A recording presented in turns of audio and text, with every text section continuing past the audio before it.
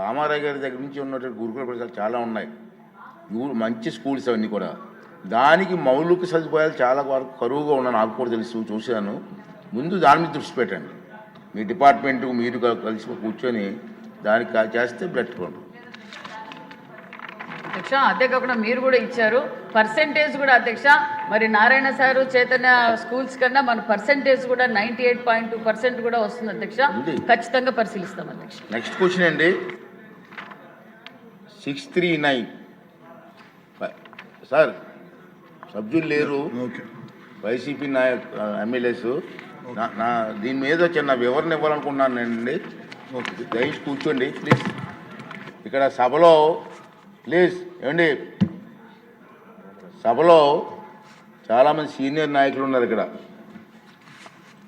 మంత్రులు చేసిన పెద్దలు కూడా ఉన్నారు. మీ దృష్టికి ఒక విషయం తీసుకురావాల్సిన అవసరం ఉంది.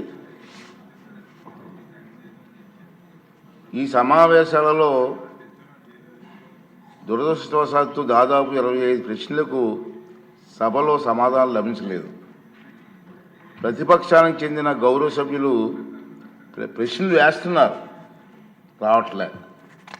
దాని మీద దాని కారణం ఏంటంటే వాళ్ళు ప్రశ్నలు వేయడం వల్ల మరొక 2 మెంబర్స్కి మాట్లాడే అవకాశం పోతుంది. అది సమంజసం కాదు ప్రజాస్వామ్యంలో. కానీ ప్రశ్నలు అడగడానికి సభలో ఉండటం లేదు, మీరు చూస్తూనే ఉన్నారు. ప్రశ్నలు వస్తున్నాయి, వాళ్ళు సభలోకి రావట్లేదు.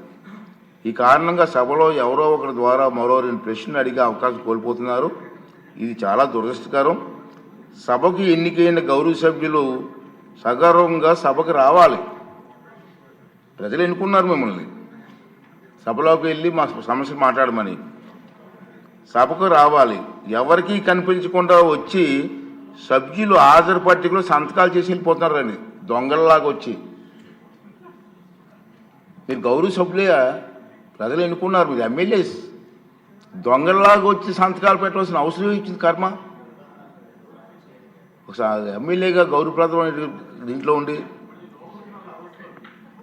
హాజరు పట్టికలో సంతకం చేసి సభకు ఆ మోహం చాటేయడం వారికి గౌరవాన్ని తగ్గించిందే తప్ప పెంచదని చెప్పి నా తాలూకు అభిప్రాయం.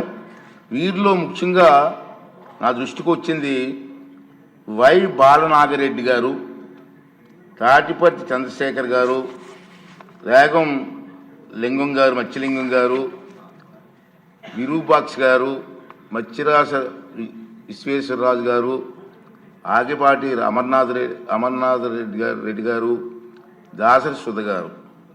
మనం చూసాం, మనం గవర్నర్ ప్రసంగం ముగిసిన తర్వాత అంటే ఫిబ్రవరి 24వ తేదీ తర్వాత వేరు తేదీల్లో అటెండెన్స్ రిజిస్టర్లో సంతకాలు పెట్టేట్టు నా దృష్టికి వచ్చింది. అంత దొంగచాటును వచ్చి ఒక దొంగల మాదిరిగా సంతకాలు పెట్టవలసిన అవసరం లేదు. కానీ వారు ఎవరు కూడా నాకు సభలో కనిపించలేదు. సంతకాలు ఉన్నాయి కానీ సభలో కనిపించారండి మీకు ఎవరికన్నా? నాకైతే కనిపించలేదు. ఇది ఎంతవరకు సమంజసం వారే నిర్ణయించుకోవాలి. మనల్ని ఎన్నుకున్న ప్రజలు మనం ఆదర్శంగా నిలవాలి తప్ప ప్రజలకి, మీకు ఓట్లు వేసిన ప్రజలకి తలవంపులు తెచ్చేలే ప్రవర్తించకూడదని చెప్పి నా అభిప్రాయం. ఈ సభ ముందు పెట్టాలని చెప్పి నేను ఈ 2 విషయాలు మీకు తెలియజేస్తానండి. ఇప్పుడు వారు వేసిన క్వశ్చన్ కూడా ఇప్పుడు మళ్ళీ పోస్ట్ రాలేదు కాబట్టి డీమ్ టు ఆన్సర్గా ప్రకటిస్తున్నాను. నెక్స్ట్ క్వశ్చన్ 551 మినిస్టర్ గారు ఫరూక్ గారు.